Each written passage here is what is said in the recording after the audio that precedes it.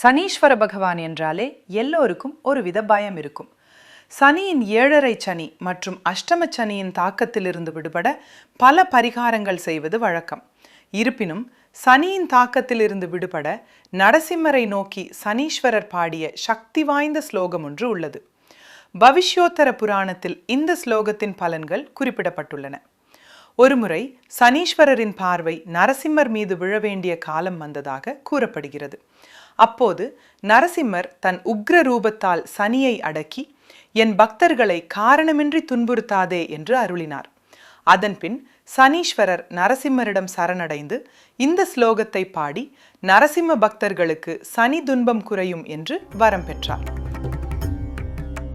யத்பாத பங்கஜ ரஜஹ பரமாதரேண சம்சேவிதம் சகல கல்மஷராசிநாசனம் கல்யாணகாரகம் அசேஷ நிஜானுகானாம் சத்வம் நிருசிம்ஹமயி தேஹி கிருபாவலோகம். இந்த ஸ்லோகத்தை பாராயணம் செய்பவர்களுக்கு சனி பகவானால் ஏற்படும் அஷ்டமச்சனி, 7.5 சனி மற்றும் அர்த்தாஷ்டம சனியால் ஏற்படும் பயங்கள் நீங்கும் என்று கூறப்படுகிறது. இந்த ஸ்லோகத்தை சனிக்கிழமைகளில் கோவிலில் விளக்கு ஏற்றி காலை அல்லது மாலையில் 9, 18 அல்லது 108 முறை பக்தியுடன் சொல்ல வேண்டும்.